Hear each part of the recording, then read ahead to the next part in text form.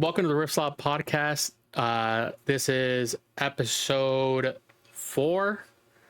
Today we'll be going over the FAQ that just released for Vendetta. There's a whole lot of stuff to get into.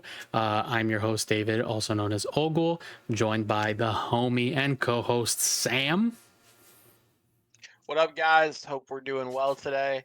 I am excited to jump into this FAQ. Yep, we got a lot to go over through, so let's get started on that. First things first, what happens when you play Abandon on a spell that was played with its flow cost? Very simple, it will be banished when it attempts to leave the battlefield. When it attempts to leave the chains. Basically, the then banish it in the flow's text is short for if it would leave the chain after becoming a finalized item and leaving the chain wasn't instructed by its own execution, banish it instead. It works the same as Fizz. Essentially, just any time that a spell says to banish it after its use, that will always take precedent over like anything that would return it to hand or like recycling it or anything like that. Similar to like with Fizz as well, if you were to counter the spell that you play with Fizz, it doesn't go back, like with Abandon, it doesn't go back to your hand, it doesn't go back to the grave, it'll always recycle it because that's part of Fizz's, that's part of Fizz's overall ability. Like Fizz is going to recycle it afterwards. And in this case, the flow will banish it afterwards. Got it. Makes sense. All right. And then, okay. So the difference between Lucilla, I'm not gonna lie, I've never seen this card, and Azir Sovereign's uses of this battlefield. So Lucilla's delay trigger refers to the battlefield that she held. Azir's attack trigger refers to the battlefield where he is located. So let's read Lucilla. When I hold at the start of your next main phase, you may move an enemy to this battlefield. When I attack, you may move any number of units to this battlefield. I see. Okay, so the difference lies between the two is that Lucilla has a delayed trigger that references explicit information from her trigger condition. So essentially, because she's this battlefield is referring to the battlefield that she held, that is different than the Azir, because the Azir refers to the battlefield that he is at. So the location of Lucilla does not change the effect. So it does not change the resolution of the effect. Because when a triggered ability refers to the information from its trigger condition, that information is checked when the ability triggers and not on resolution. So when Lucilla triggers, she'll be okay. It'll be like, okay, I have triggered, I have taken note, the game will go, I have taken note of the battlefield that I'm at, that I have held currently. That is the battlefield that I'm referring to once at the start of my next main phase, basically. So if something were to happen in response to this trigger that would cause her to leave that battlefield, it does not matter. It will still happen at that battlefield because it essentially took a snapshot. Okay. With Azir specifically, it's looking at the battlefield that it's currently at. Because when it attacks, you may move any number of token units to this battlefield. This battlefield in this case is referring like this battlefield as in it will be checked when the ability overall resolves. So it'll be like so that's the biggest difference. One is checked when the ability triggers, and the other one is checked on resolution. Makes sense. And then you want to take the next one with Sure. Moonfall and Mel? Yeah, what happens when I play Moonfall choosing an enemy unit while I control an empowered Mel newly awakened? The chosen unit will be given a -3. All other units at the chosen battlefield will be given a -2.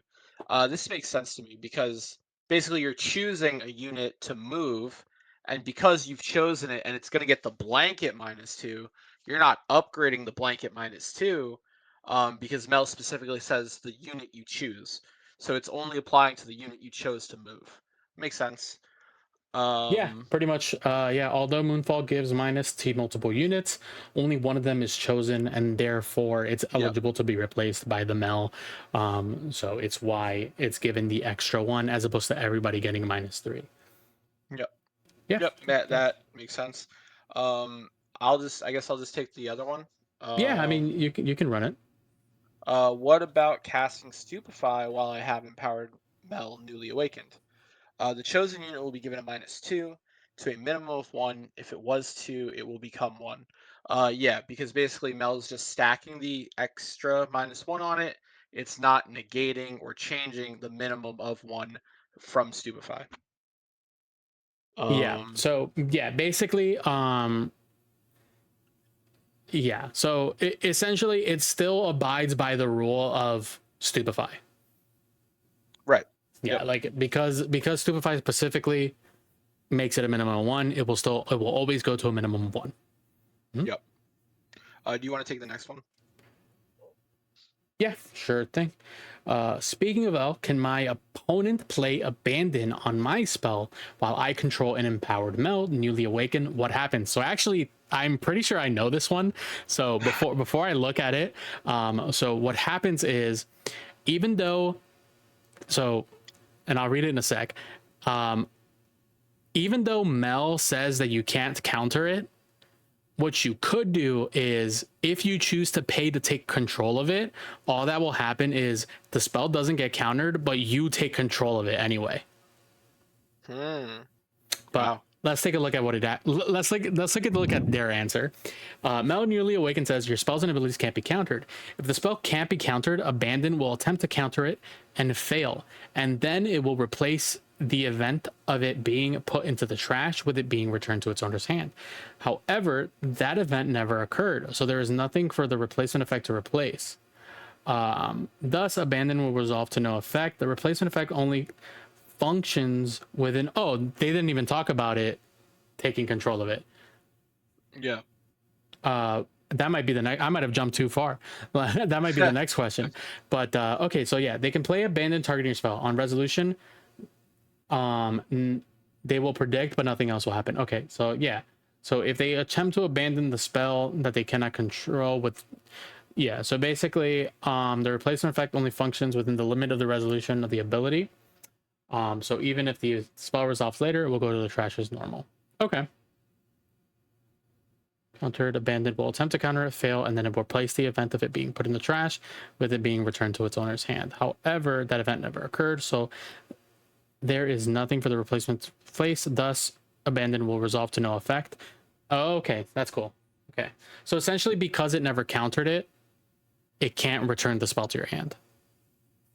Huh. Okay. So yeah, okay, that's cool. And then how does it work if I cast Abandon while having an empowered Mel newly awakened, but they rebuttal my spell? In the case of rebuttal, gaining control of the spell is not the same thing as countering that spell. Effects that prevent spells being countered do not prevent their controller from changing.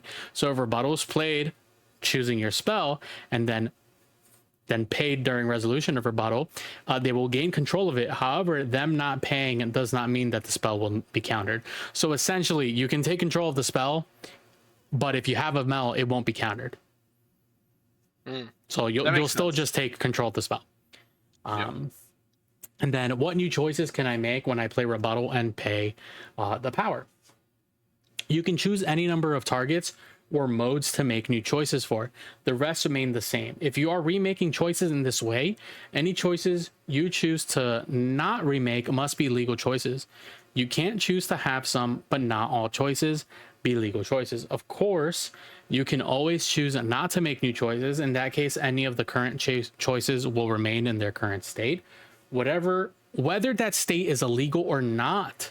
Oh, interesting. Okay, so if a spell has some rules or requirements about the choices made for, those apply regardless of who controls that spell. For example, if a player plays a spell face down, they must target game objects located at the battlefield that the spell was played from, unless the instructions of that spell indicate that a target must be chosen from some other location. Gaining control of such a spell doesn't change this requirement and making the new choices for the spell. Interesting. We'll look to shape up this section in future rules update. That's sick. So can you rebuttal a hidden card? Oh yeah, you can definitely like if you activate the hidden, not Yeah. like you don't rebuttal the act of it being hidden, you rebuttal Right. after it's is revealed from Yeah. hidden. Okay. But that Yeah, rebuttal's the busted. yeah, you can always choose not to make any new choices. In that case, any of the current choices will remain in their current state, whether the new state is illegal or not, which is interesting. This is why Alan ZQ's playing this. Yeah. If you choose not to remake, it must be legal choices. I see. Okay, so I'm ready for essentially, Barcelona. so I see. If you choose to make so like my understanding of this is, let's say you were to rebuttal a Starcross, because this is one of the bigger things. I'm surprised they didn't talk about Starcross, but essentially what people were thinking is you could choose to change the target of the of your creature to your opponent's creature and have it bounce two creatures, right? But the problem is that if you were to do that, technically the part where it says choose a friendly creature, right, that creature that was chosen as the friendly creature was no longer friendly when you take control of it, so technically it's an illegal target. So my understanding of this answer is that if that's the case, if you decide to change the target, they all have to be legal. So you now have to change that friendly unit to one of yours and the enemy unit to one of theirs. So like you now have to change for like something like that. Or if you choose to just keep the same targets, then you can leave it as illegal because you didn't change the targets. It's basically change new targets and they all have to be legal, or don't change any targets and they can be illegal if you decide not to change targets. Yeah. Yeah, this spell is sick. Cool. You want to take the next one? Sure. Nope, sorry. What happens if I choose to copy an empowered unit when I equip an unempowered unit with Shady Spectacles? Being empowered is a status and is not copyable. Thus, the equipped unit will remain unempowered. Shady Spectacles applies a copy effect to the equipped unit. Copy effects copy the printed or copied if another copy effect has already been applied. Traits of the unit being copied. Empowered is a status, a temporary modification, not a part of the printed trait of the card, so it will not be copied by Shady Spectacles. Whenever a temporary modifications are applied to the unit as the copy effect is executed on that unit will be unaffected by the copy effect. If the unit has might increase or decrease, a buff, that empowered or the empowered status, temporary attacker, defender, etc., those will remain in place. Basically, you copy the card, everything printed on the card, nothing else is being copied. Yeah, Um, that's good. That's good to know. yeah. Um, So you wanna take the next one? sure. Next one is referring to Akshan and Aphelios. Interesting. What happens when my opponent's Akshan steals my equipped Shady Spectacles? What happens if they want to copy Aphelios? Oh, I know people were talking about this one a lot, like Aphelios specifically with this one a lot. Yeah. So, if it was attached to a unit, the equipped unit loses its copy effect. Akshan will then become a copy of a friendly unit of its controller's choice. If he becomes an Aphelios, his ability will not trigger. This question deserves a bit more depth. As the Vendetta rules update, we have clarified how effects like Shady Spectacles and Spellsonger work. They are replacement effects that replace the event of the equipment being attached to a unit with that event, plus whatever their effect specifies. Okay?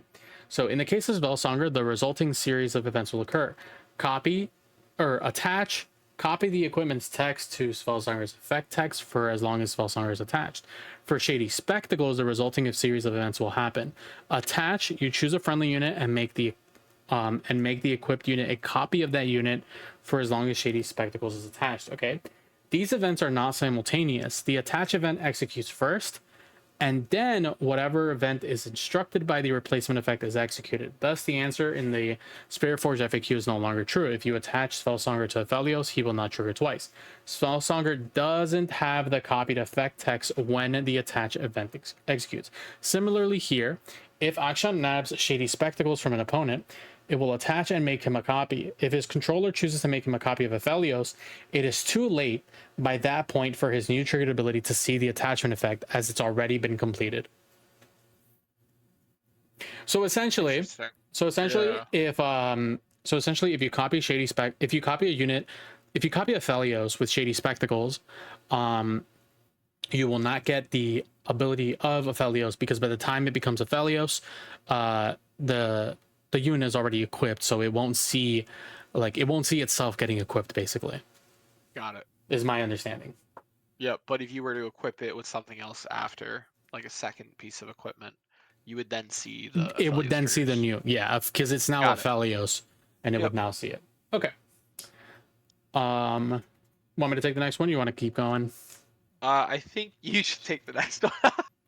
Dude, there is actually like so reading it. much, so we'll try and get through I these. think, yeah. But yeah, so Sand Soldier has Shady Spectacles equipped and is a copy of Azir Ascendant. What happens if I activate the copy Azir's activated ability before detaching the Shady Spectacles and then attach them to the same Sand Soldier as a copy of the same Azir Ascendant?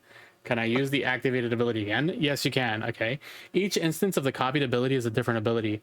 The game object remains the same throughout this whole process, so any temporary modifications will remain on the soldier as it transforms, but the copied rules text is an entirely new instance of the ability. It is the same idea as Spellsonger's copy of an ability being refreshed if Spellsonger is attached and then reattached to the same unit. Okay. Basically, it's if you were to equip Shady Spectacles to a unit, activate its ability, remove Shaded Spectacles, and then re-equip it to that same creature, and copied the same unit and activated the ability again, you can do that because equipping, like, when you remove it and equip it, the transformation essentially refreshes the text.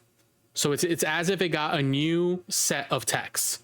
So Got you it. can do it as long as it's new. It would get new on plays, basically. It's not not on play, but like the activated ability. Okay, got it. Okay. Yeah. All right. Go for it. Yeah, I'll take this. Yeah. What happens during combat damage assignment if my 4-mite unit has both Key Barrier and Lotus Trap played on it this turn, and my opponent has a 4-mite defender? You can order the replacement effects on your unit. If Key Barrier is first, your unit will take no damage, and you will have 3 damage prevention remaining on your unit. If Lotus Trap is first, your unit will take 1 damage and will have no damage prevention remaining on your unit. With Vendetta rules update, we've streamlined how replacement effects that apply to damage work in combat. Specifically, any replacement effects that would apply to combat being dealt will apply instead to combat damage assignment. This is already the case for prevention effects like Key Barrier or Counterstrike to prevent several strange edge cases. Now damage increasing replacement effects will also apply during damage assignment. Okay. So basically, from what I understood there, you get to choose the order. So yeah, you get to choose the order. So Yeah. So obviously do it Key Barrier yeah, first. so you would do it. So it seems like in this case, choosing the Key Barrier first is going to be always advantageous against Lotus, because it seems like if you let Lotus be first, your unit will take the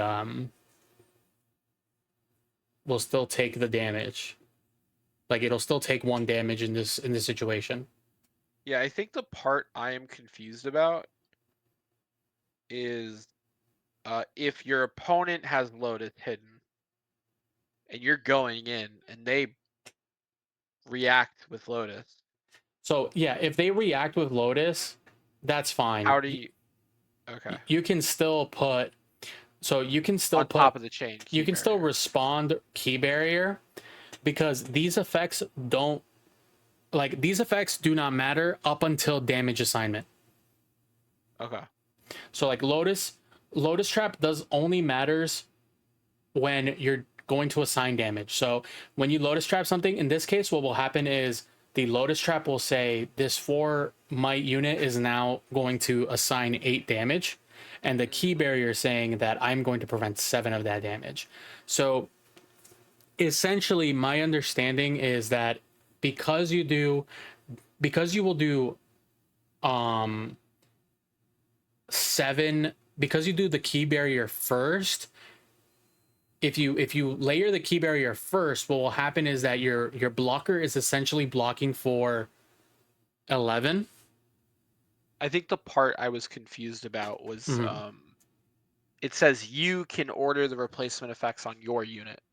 So Right. even though the Lotus Trap is your opponent's effect, It's because, so essentially in this case, because their replacement, I believe it's because their replacement effects on your unit specifically, you get to put them in the order that you want to resolve them when it comes time for them to matter, basically. got it. So you're gonna resolve key So barrier you first, so you essentially, don't well, you're die. not resolving key barrier because like key barrier would be resolved by the time you're taking the damage. But yeah, you're Okay. basically choosing what order you want the effects to take place in because they're affecting your creature. Okay. So yeah, so that's why you would do key barrier first, because if you apply that key barrier replacement effect first, it will essentially make you block for 11. But if you do the Lotus Trap first, I believe what will happen is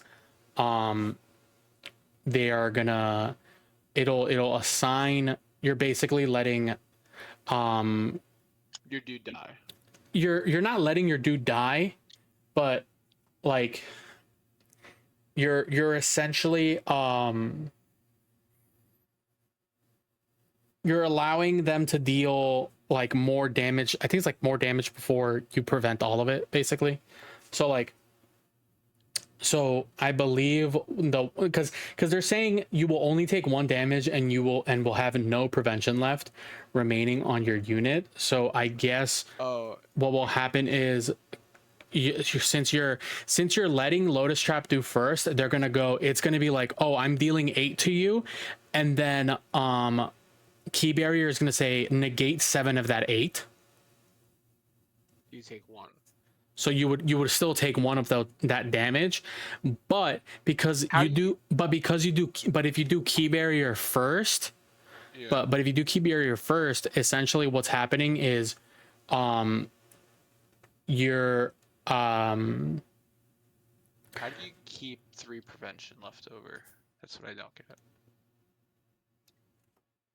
Because it's dealing 8, no matter what.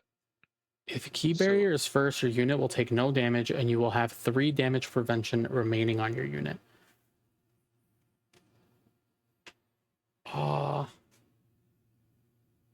I think it's because for my unit, yeah, I'm missing something.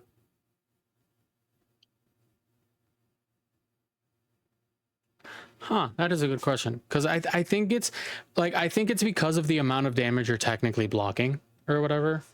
I don't know. That's good. That's one to look a little deeper into. Yeah. We'll probably do a further. I'll probably further explain this one. Like a And short, yeah. yeah, once I further look at it. But I think it's because of the way the math works out. Once you like, you're Sure, essentially yeah. like, I think in one case you're looking at it as if you had. My understanding right now is that in one case you're looking at it as if you're blocking for 8 for like 11, and in the other one you're blocking for 7, which is why you would take the 1 damage. But I'm Yeah. not too sure. Yeah. That would be one to look forward to, look into more. But let's go to the next one.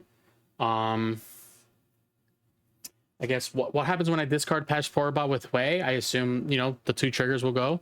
Yeah, 2 triggers will Yeah. go on the chain in the order of your choosing. One gives the 3 might, and the other one ready up 2 runes. Yeah. Yeah. Pretty simple. So yeah, in this case, I think this one works exactly how everybody was wondering. Yeah. If my opponent plays 2 spells in succession, can I counter the first one with Crumbling Sands? Yes. Crumbling Sands uses the finalized meaning to play. Because it checks whether cards have been played and isn't a triggered ability, as long as an opponent, not even necessarily the one who played the spell, has chosen targets, paid costs, checked legality, and completed the process of finalizing another spell. Even if that spell was countered, Crumbling Sands can counter a spell. That means it can counter the first spell played as long as another spell was played by an opponent after that one. So that's really cool. I didn't know that. So basically, if your opponent plays a spell, and then let's say they continue the chain by reacting to it, you can then play a Crumbling You can Sand and do choose Crumbling first which on the one. first one. Yeah, Yeah, that's that really makes sense. cool. Yeah, I didn't Crumbling know that. Sands looking at the finalized version of play is very big, there, because Yeah. otherwise it wouldn't work that way. Yeah, I have two in my Akali sideboard. I'm thinking about mainboarding one because that's sick. Yeah. Yeah, could be. Um, when can I react to my opponent playing Fallen Feline to a battlefield, and how does naming a card work? Okay, so I believe naming a card, the way they explained it initially, and we'll see if that is the case. You can name the card as best you can as long as you can relay like what it means. So example, if you wanted to name Aurora, you can just say Aurora because it's the only Aurora card that's out there right now, instead of Okay. just saying Dazzling Aurora. You could also say like you can say Blue Gnosis, Green Gnosis, Red Akali, Green Akali. Yeah, like as long as you get your point across of what the card is, I believe that's how it's going to work. But let's see what Okay. they say. You can react to the play effect of Fallen Feline before they've named the spell. Okay, yeah. So when you play me, name a spell. So essentially, yeah, they play the card, you go no, or you like gust it or something. Fallen Feline's play effect instructs the controller to name a spell. This occurs on resolution of the target ability. If Fallen Feline is played to a battlefield, as soon as the ability resolves, opponents can't play spells with that name, meaning spells by that name cannot be put onto the chain. Any spells already on the chain when Fallen Feline's ability resolves will be unaffected. However, by the time you know the chosen spell, it's too late to play that spell. I think that's pretty straightforward because, you're by the time they naming on resolution would mean that if you let them name something, you've agreed to allow the ability to resolve, basically. Yeah. Yeah. Basically, when you go to play the cat, they're gonna go, "Is that good?" Because if it's They good, they're gonna name should this. Yeah. they should go play, and then before naming the spell, they should let Yeah. you react or ask you if you want to react to it. Yeah. If somebody decides to name the spell instantly, they're technically wrong. You have to interrupt. Yeah, you gotta Yeah, interrupt them. they're technically wrong. But yeah, naming a card or a tag has new rules with Vendetta. When naming something in this way, the overarching rule that applies to all naming is that you can't name something that doesn't exist in Riftbound. You can't name the lock tag, the totem type, nor a card named Lingering Tentacles, because none of those cards have been printed or on cards or tokens in Riftbound. However, you can name a card using information that uniquely describes it, and that's what I was mentioning. That information could be its name, but it could just be something like the 3 spell with flow that makes tentacles. You know which one it is just by that description. The red Kaisa or Alawi, as long as there's no ambiguity as to what card is being named, a player can use whatever method it is to clear to make it clear to their opponents and teammates. You can't name a card by just saying Kaisa if there are 2 or more cards that could be identified that way. You won't have named the card if that's all you say. Got it. Yeah, it's up to judges' discretion too how much they want to enforce that. I think I think if ultimately yeah, it'll depend if somebody wants to rule shark you because they want to pretend like they don't know what card you're talking about, call a judge. exactly. Like if we know, like you're only playing red Kaisa and I go Kaisa and you go like which one, I'm gonna be like, are you kidding me? You've got one on your list. Like Yeah, I think so. I think that one that could be a little different because technically, even if it's the wrong one, you're allowed to, because of the way the ruling works, right? Because of the way they're describing it now. If you go and say Kaisa, you need to be a little bit more descriptive, only because of the fact that blue Kaisa exists. You technically are allowed to say blue Kaisa, even if it's not a card in my deck, technically, right? Like that is where you get into a little bit of muddy water, because even though I know what you mean and you know what you mean, somebody can definitely just be like, there's two different Kaisas. Technically, I don't play the other one, but he could mean the other one. Because you could technically play, like, let's say you don't know what card you want to use and you just want a body. You could literally go in and say a throwaway card, Yeah. right? Like, if it doesn't matter. So Yeah. that's kind of why you want to be a little bit more descriptive in that case, even if it's like clearly the red and orange deck is not going to be playing blue Kaisa. But Yeah. you know, you still want to be that extra bit. You still, I would say, go with, if you're naming a champion, just go with the color: red Kaisa, blue Kaisa, yellow Ash, unless they somehow have two in the same color. But you know, Yeah. Granted, that doesn't apply to Fallen Feline, but whatever naming thing you're running. yeah, whatever name you're going for. But yeah, this next one, I actually don't like the ruling. Like I mean, we talked about it in chat when it came up, but like I don't know, I disagree with the ruling. Let's look at it. Yeah. If I disempower a Kale, if I can disempower a Kale who has been empowered 3 times, does she lose all of her empower statuses? No, she will lose one of her empower statuses. For every Riftbound card other than Kale, empowered is a binary status. They are either empowered or not. Kale utilizes the golden rule, where card text supersedes rule text, to overcome this and be able to escape the normal bounds of what an empowered status means. On Kale, the empowered status isn't a binary status, but a stacking status. She can have up to 3 empower statuses. When Kale is disempowered, the disempower action attempts to remove the empowered status. If she only has one, great, it's gone. If she has more than one empower status, the disempower action will remove one of the empowered statuses from Kale. I think so. Even though I can understand why people would disagree and say she should lose all of them because she's empowered, she's like, the act of her being empowered 3 times still means that she's overall empowered. I think for the sake of the way her card works, it makes more sense that she only loses 1 instance of empower. Because let's say a card says the remove assault from a creature.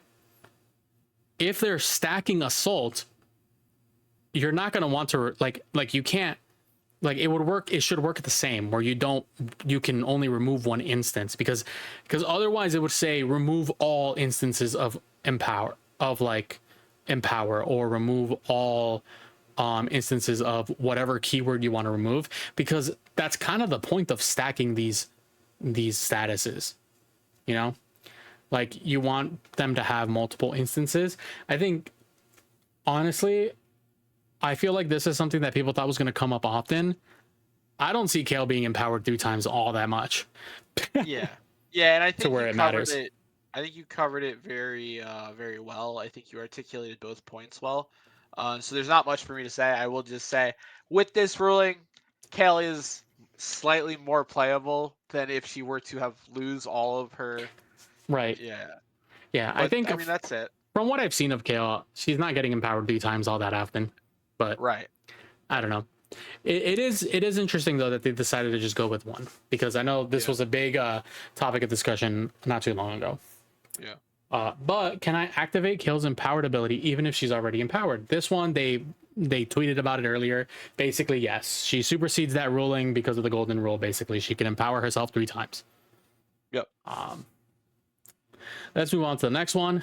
What happens if my opponent plays Flash on their Akali Silent that's currently in combat after I play Starcrossed targeting her? Starcrossed will resolve to no effect. Essentially, yeah, that makes sense. It'll be a missed target. Akali Silent is what the rules refer to as untargetable for enemy spells and abilities when she isn't in combat, meaning she's not a legal target for them. Enemy spells and abilities being played when she's untargetable, since they can't choose her. If she becomes untargetable after she's been chosen by the effect and retains it as that effect begins to resolve, it will miss target. She will be unaffected by any kind of spell or ability instructions. If an instruction chooses only her, that instruction will be ignored. Makes sense. I mean, she goes from being able to be targeted to not, so by the time it resolves, it's just a miss target. Yep. Ooh, we got a 4-card example. Crazy. Yeah, that's all you. Okay. I have a Ravenbloom student on board and haven't played any spells this turn. What happens when I play Rebuttal targeting my opponent's Stupefy and pay A on resolution? After everything resolves, how much will battering ram cost? Will my opponent's Legion abilities be active?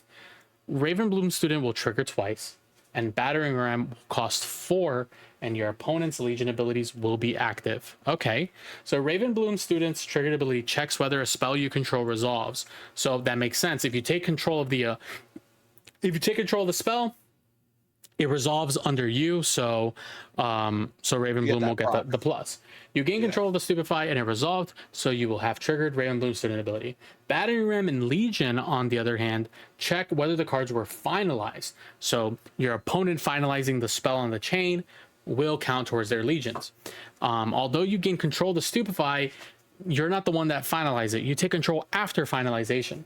So it's also why those spells, if you take control of rebuttal, you can target something with deflect, because deflect costs to final, you pay the deflect cost to finalize the spell on the chain, not after.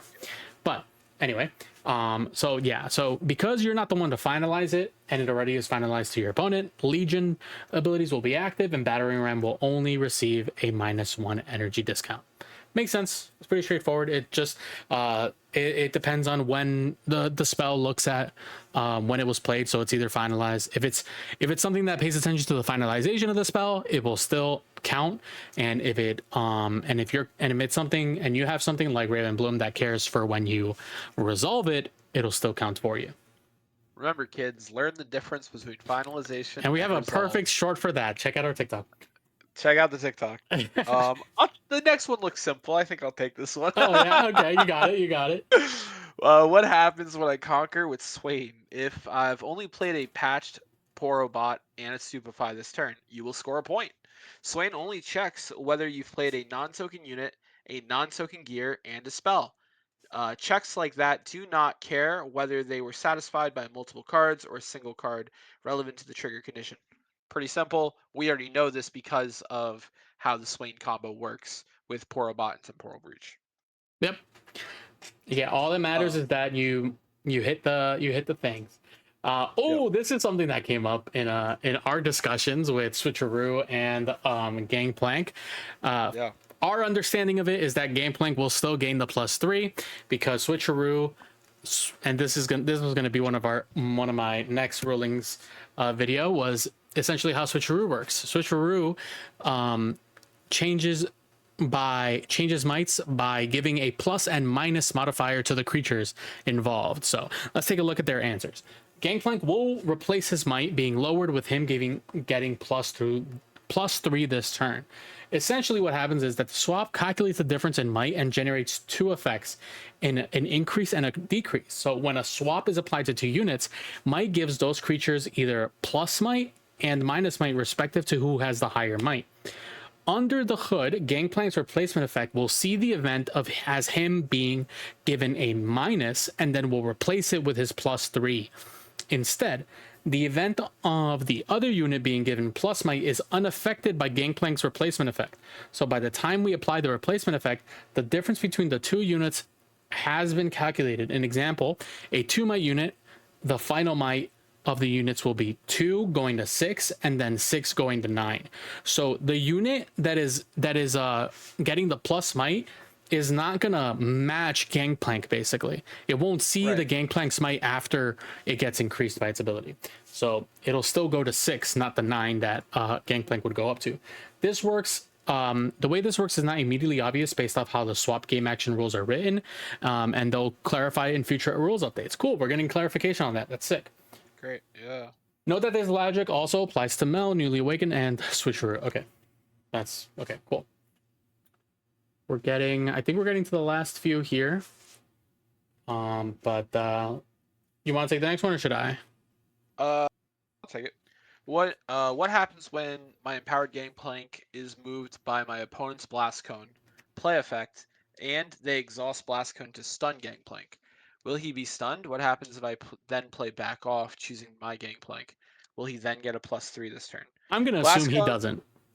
Okay. Or sorry, I'm gonna assume that he doesn't get stunned. I'll be okay. Yeah. Blast Cone will stun Gangplank. If you play back off choosing your stunned Gangplank, he will not receive the +3. Huh. Wait. Blank Blast Cone will stun Gangplank? Interesting. Doesn't he say he can't get stunned? If you play back off choosing your stunned Gangplank, he will not receive +3 this turn. Blast Cone triggered ability that stuns units doesn't choose them.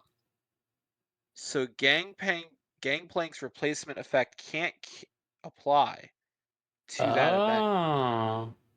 Back off played on a stunned Gangplank does not actually perform the stun game action because Gangplank is already stunned.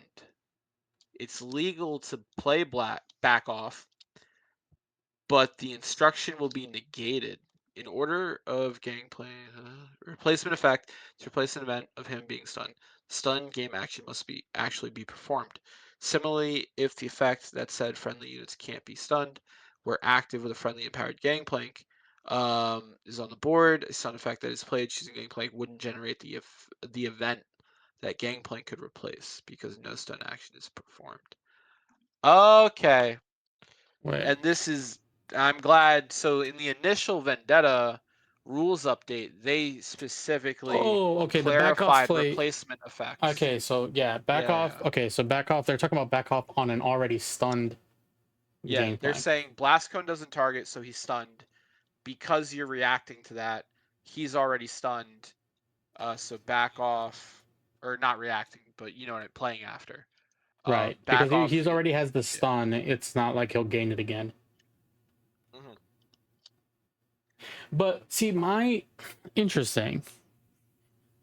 So Gangplank says he has to be chosen. Oh, it does. Yeah, if a speller ability would choose, that chooses me. And they're saying Blast Cone doesn't choose. When you play this, you may move an enemy Because unit. my thought process was, because it says when you play this, you may move an enemy unit. Wouldn't Blast Cone be? Wouldn't that The part? targeting. So here's the thing: the targeting, at least the way I'm reading it, the targeting is choosing him to move him. That does not proc anything. It's then it says comma. You may exhaust this to stun it. So maybe because of the comma, you've already chosen to move it, but you're not choosing it for the stun. I guess because my understanding is because it says when you move an enemy unit, you may exhaust this to stun it. But if Gangplank negates, never mind. I'm an idiot. I thought Gangplank wasn't able to be moved. He's not able to be returned to hand. You're still moving it. That's fine. Yeah. I get it. Yeah. Okay. Ugh, I'm a mess. I'm just gonna keep going, I think. Yeah, I think the next one's on Akali, so. Or do actually, you want to? no, the next one we got. No. Yeah, we got the Stupefy one. Yeah, I can do the next two. Yeah. What happens if I play Stupefy on my 1 might empowered Gangplank? Will he get +3 might? He will not. Huh?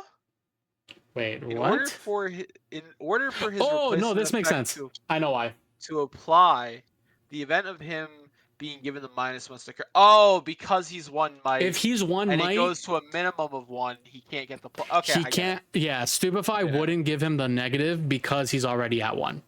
Yep. Okay, that makes sense. Yeah. Okay. What happens when my opponent plays Hidden Blade targeting my Akali deadly weapon in reaction to her move trigger?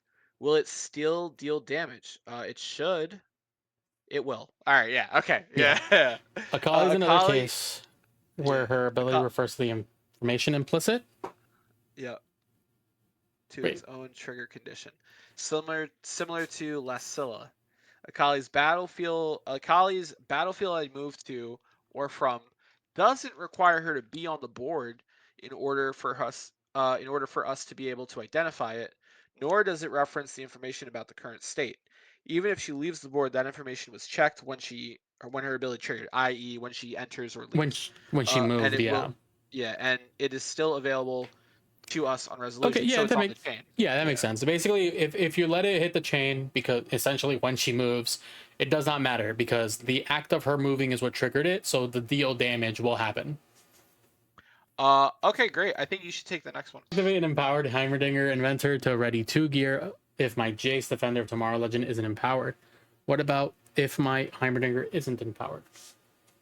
You can activate Heimerdinger's ability if he is empowered, regardless of the empowered status of the Jace. There is a bit of a trick here, in that there are two important details to this question relating to the dependent keywords. First is that the dependent keyword the kind of ability that level or empowered are when they appear with the arrow includes the whole of the ability, including the dependent ability. They're all one object, so to speak. Second is that a dependent keyword's dependent ability still exists and can be referenced while it is inactive. That is, if its condition isn't met. In this case, the condition is the source of the ability is empowered. So Heimerdinger gains all active abilities that have the E symbol, so the exhaust, in their cost, and he gains the entire ability, restrictions, cost, dependent keywords, and all. In effect, Defender of Tomorrow's ability that Heimerdinger is gaining is the whole line that says empower. Yeah, so empower one in energy, one energy, ready 2 gear. Heimerdinger can gain this ability even if Defender of Tomorrow isn't empowered because of that second point we made previously. So the dependent ability is present on the card of the sake of reference or evolution evaluation until the condition is met.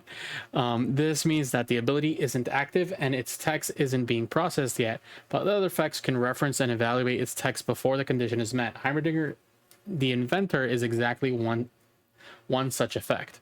So my understanding is that he will, because he copies the full thing, he will still be required to be empowered to pay this, to do the ready 2 gear part. That makes sense.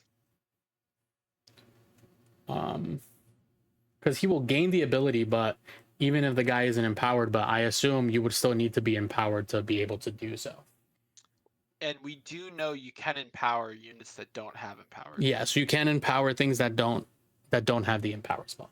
But let's look at this. What card does Astro Heron triggered ability discount? It discounts the next card played, added to the chain and queued for finalization this turn after the ability resolves. So Astro Heron has received an erratum to the update. Its wording: when you play your first card each turn, if I'm at a battlefield, the next card you play this turn is 2 and 2 power less. So Temporal Breach, Elder, Dragon Roost. Oh, okay, never mind. That has nothing to do with this. But Astro Heron has received an erratum. So when you play your first card each turn, if I'm at a battlefield, the next card you play this turn. Yeah, so essentially it's the next card you play. Okay. So so it'll always be your second card. Okay, so I think this has come up before. Is Astral Heron considered the first card if you play it that same turn? If it's its first? No, because I don't believe it sees itself. Got it. Okay, so if you play Astral Heron, you would have to play 2 cards to get its effect. I believe so. It discounts the next card played, added to the chain and queued for finalization this turn after the ability resolves. Yeah, because the errata says when you play your first card each turn, if I'm at a battlefield. So so this is looking at the card. So since it's looking at the card being finalized, it won't see itself be finalized. Okay, that makes sense. So it won't discount itself. Dragon Roost. But let's look at all this. What happens when I play Temporal Breach, targeting my Elder Dragon in the base, and pay 2 power for Dragon Roost while playing Elder Dragon? Will it be played to the base or to Dragon Roost? You can choose which of those 2 locations you want to play it to. Perfect. In general, there are not many cases where we have this kind of competing instruction. One effect that tells you to play a unit to one location and one that tells you to play to another. That being said, when they do arise with the contradictory requirements, the precedent from other areas of rules is that the player chooses one of the requirements and ignores all others. Cool. Note that this only applies to mandatory positive requirements, ones that specify a location or method without also preventing the action from being performed to the other locations, or with other methods that aren't optional. For example, an effect like Perched Grim Worm.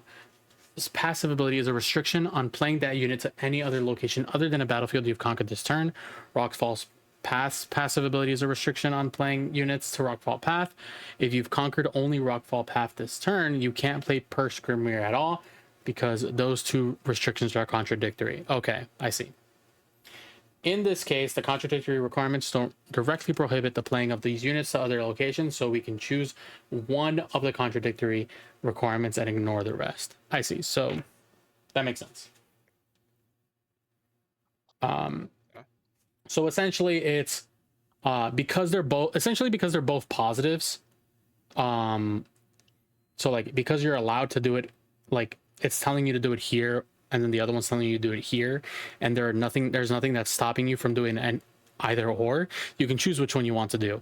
But in the case of Perch Grimworm and the Rockfall Path, because Rockfall Path says you can't play this here, and the Grimworm says that you have to do it as something you conquered. If you've only conquered the Rockfall Path, you can't choose to ignore the Rockfall Path. You have to play it at the Rockfall Path, and because you can't play it at the Rockfall Path, it'll stay banished. But so in addition to that, what happens when I play Purse Grimworm while I haven't conquered Dragon Roost this turn? Can I pay a 2 power and play it to Dragon Roost? What if I've conquered another battlefield this turn? So you cannot. This makes sense. I mean, one of the greatest rules of this game is can't beats can. So because Grimworm is a can't, it will supersede anything that says you can. So Dragon Roost's ability won't allow him to be played to Dragon Roost unless you've conquered it. Yep, makes sense. Um, Can I disempower my Aunt Bessie, Matriarch of War, with Profiteer to empower my Kale? Do I control my own legend? Yes, you can disempower Aunt Bessa with Profiteer, and yes, you control your own legend. We don't typically consider the possibility that any player controls a legend, because control of legends cannot change. But you do indeed control your legend. Makes sense. yeah, I know this one came up because there wasn't really a place that said you control your legend, so people were like the technicality stuff. So I'm glad they cleared that one up. Yeah. What happens if I play Dragon Form on a unit that has -1 might from Stupefy applied to it? Will my Fiora Grand Duelist trigger? Is there a moment where my unit becomes 5 might before the -1 from Stupefy brings it down to 4? She will not trigger. Although Dragon Form sets the base might to 5, it does so via layers. Layers are evaluated when the effect is applied, and their evaluation includes all existing applied layer alterations. We process layers in order, starting from the trait minus altering layer, where this base might setting effect is applied, proceeding to the ability altering layer not part of this example, and proceeding to the arithmetic layer where stupefies -1 is applied. But this process happens instantaneously. There is no window while evaluating the layer for the unit to see itself become 5 might, then go to 4 as soon as the effect of Dragon Form is applied to the unit is 4 might. As a side note, might is one of the traits that is managed in the trait altering layer, and it is one of the copyable traits that copy effects can replace or add to. Okay, choose a unit the base might becomes 5 this turn. So essentially, because of the way It still has the -1. the layers work, at which you apply all of the altering stuff, it will essentially always come down to it being a 4 might unit. Essentially, the stupefy, it didn't lose the -1. Everything will happen at the same time, so it'll all be. It's like instead of Dragon Form going, I become 5, you can picture it as essentially it's going, its base might becomes 5 -1 this turn, which is 4. Yeah. Yep. So it'll be whatever number -1, because of how everything happens at the exact same time. There will not, by the time everything resolves, Fiora will see this as a 4 might unit. That's like the big thing. Okay, 5 more. Oh boy. So yeah, this might be a 2-hour video. Anyway, what happens when I play Hostile Takeover, getting control of my opponent's ready unit, move it to base, and then play Temporal Breach, choosing it? Where will the unit go? The unit will remain in banishment. Units cannot be played to a base of a player other than their own controller under any circumstances, because the owner of the unit is the one being instructed to play the unit, and the location they are being instructed to play it to is a base other than their own. It isn't possible to play the unit during the check legality step of finalization. The unit will be returned to banishment from the chain, and all actions will be undone. Cool. It's like a little removal. That's like, I mean, yeah, it's like some expensive, but convoluted removal, but yeah, yeah. you'd be like, nah. All right, Renekton. Uh, My 11 might Renekton Brute is disempowered by my own Profiteer. What happens when my opponent plays Stupefy choosing him? Will his ability trigger? What happens if instead I activated his ability? Renekton's ability will not trigger in either scenario. In order to become 10 or more, his might would have to have previously been less than 10 or more. Is a state, and Renekton's trigger ability checks for the event of him achieving that state. If he maintains that state, regardless of how his might changes, he will not become that state. That makes sense. oh, That okay, makes yeah, sense. His state's not changing. yeah. So Yep. basically, the only way that he would ever be empowered again is if he somehow goes down to less than 10, and then Yep. goes back up to 10. Yep. Okay, what is this? What happens when I play Icathian Rain, choosing Recruit at Hisho, Shell of the World Oh, I once, think and Aurelia I know. I think what I know what this is. and Aurelia in base 5 times? How many times do I pay for deflect? Base, You will yeah. not. You You will don't pay not for the pay for deflect, which is so sick.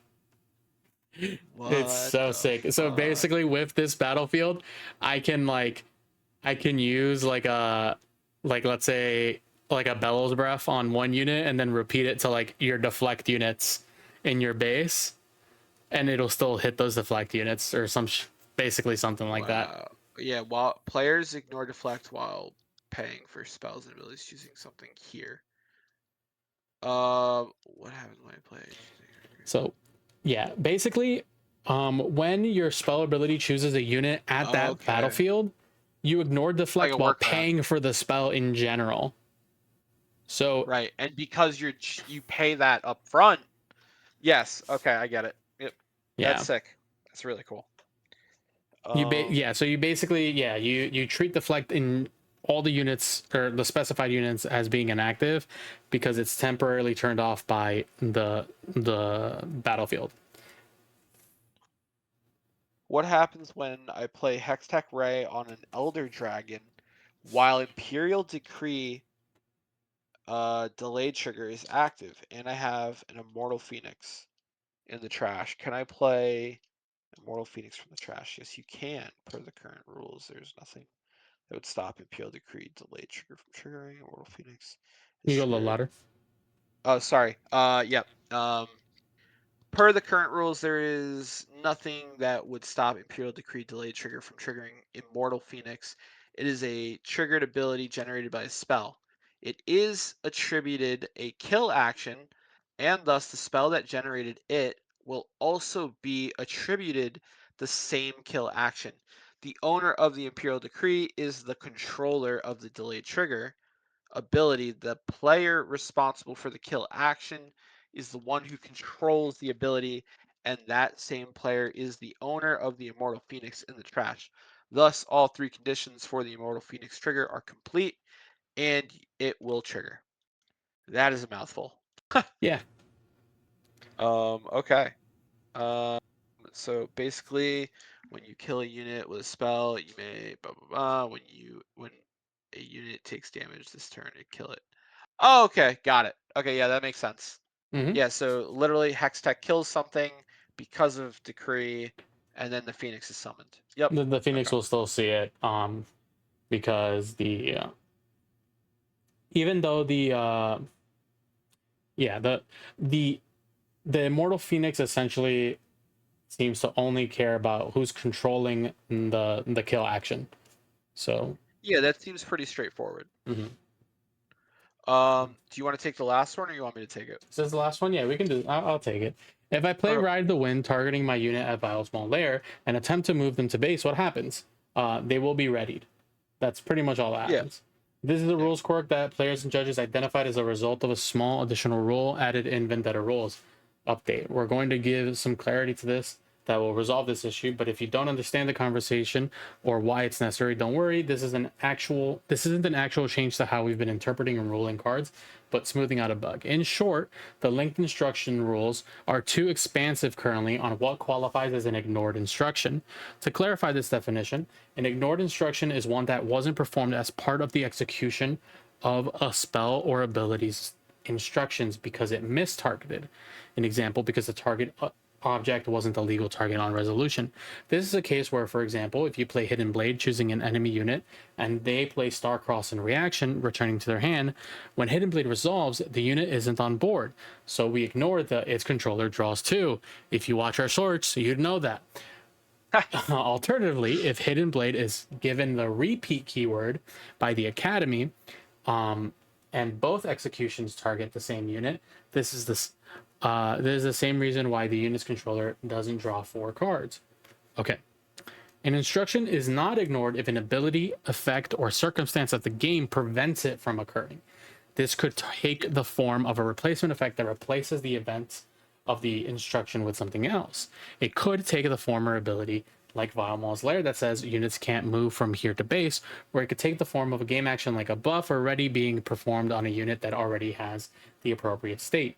It could even take the form of a unit or gear or spell no longer being in an appropriate zone, as long as the instruction doesn't target those objects. The instruction in these cases isn't ignored, but instead negated. A negated instruction has its effects skipped, replaced, or prevented.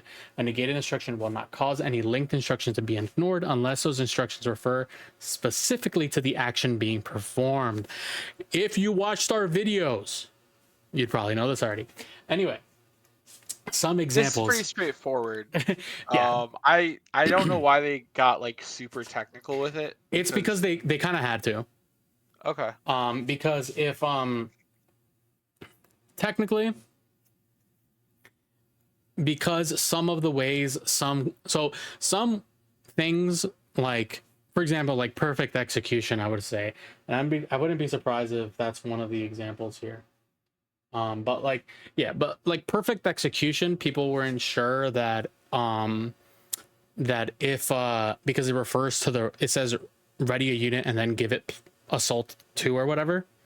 People weren't sure if the unit needed to be readied in order for it to get the assault.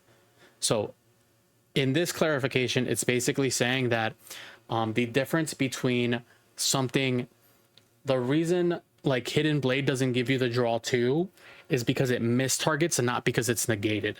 If it's negated because something is already fulfilling that instruction, so if something is already readied or if something is already buffed, or if in the case of Vile Maul's Lair, it can't be moved to base, you just do the second part, because all it does, it's saying like essentially all that's happened is it's being essentially either skipped or placed or prevented, and it won't cause the instructions to be ignored unless the card says otherwise. So like if perfect execution said ready a unit, if it was readied, give it assault 2, it would be ignored. But because it doesn't specifically state that it relies on it being readied, it'll still get the extra part. In the case of Ride the Wind, readying the unit is not reliant on the unit moving. Right. So in that case, because Vile Maul negates the movement, you'll still ready the unit. I guess this is relevant to gankers. Like if you just use to ready it. It's just it can, yeah, and like this is just relevant to so that linked instructions are a little bit more clear on like on when the linked instruction is not being done because of a missed target and not being done because it's skipped or placed or prevented. Or illegal. Okay. Yeah. Got it. Yeah. Okay. But we can go through the examples real quick. If a unit at the battlefield says I can't be killed, and a player plays Hidden Blade choosing that unit's controller will still draw 2 on resolution. Essentially, this is the case because it's not that the effect mistargeted. It's not that the effect couldn't happen. All that happened was, not that, like, the instruction was negated and not ignored. So the linked instruction will still execute. Basically, the key thing is that whether the card was able to try to do the thing that it's trying to do. So because Hidden Blade tried to kill the unit and it just couldn't because it got negated, they will still draw the 2 because it still tried to execute, essentially. So another example, if a unit at a battlefield is chosen by Hidden Blade and in reaction its controller plays flash moving it to base, that unit's controller will not draw 2 on resolution of the Hidden Blade because the instruction was ignored in this case. So any linked instructions will be ignored. So in this case, because they were no longer in a battlefield, the spell missed targets, so it didn't even get the chance to execute because it was no longer a legal target. And then next, if a unit at a battlefield is chosen by Hidden Blade and in reaction its controller plays on his hourglass, that unit's controller will still draw 2 on resolution of the Hidden Blade. Because no, technically in this case it doesn't die. The act of dying got replaced by the Zanya's effect. But it's still saw it die. But in order for it to be replaced, the action would have had to essentially occur. So Hidden Blade would have still seen itself commit the action of kill the unit. Yeah. It's just Zanya's hourglass says, no, we're gonna ignore that and instead bring it to base. Yeah. So you would still get the draw. And then if a unit at a battlefield has been affected by Smite previously this turn and then chosen by Hidden Blade, that unit's controller will not draw 2 on resolution of Hidden Blade. Although the instruction is executed, the unit is not on the board to have its information checked. Additionally, the unit has moved to a non-board zone by an effect other than Hidden Blade and thus no longer has a controller that Hidden Blade can reference. That one's interesting because Smite says that the creature gets banished instead, right, when it dies? Yeah, and it sounds like Smite has to happen first if a battlefield has been if a battlefield has been affected by Smite previously. Yeah, so basically it has to be yes, because it says so basically it says if the unit were to the unit were to die this turn, banish it instead. You're replacing the die with a banish, so essentially what Hidden Blade isn't actually seeing the thing die. It's not, I guess. Killing it. Yeah. And because it didn't go to trash. It'll go straight to banish, and then the game can't check that it actually killed anything, I guess. And so it doesn't have a reference for like who's drawing or like the controller or anything like that, I guess. But that's it for the FAQ, and check us out on Twitter, TikTok, YouTube, everything. Thank you guys for watching. And any last words for the gamers? Hope you guys win big. Hope you guys keep watching the content, and hope to see some of you in Baltimore. Yeah, check us out. See you later. Peace.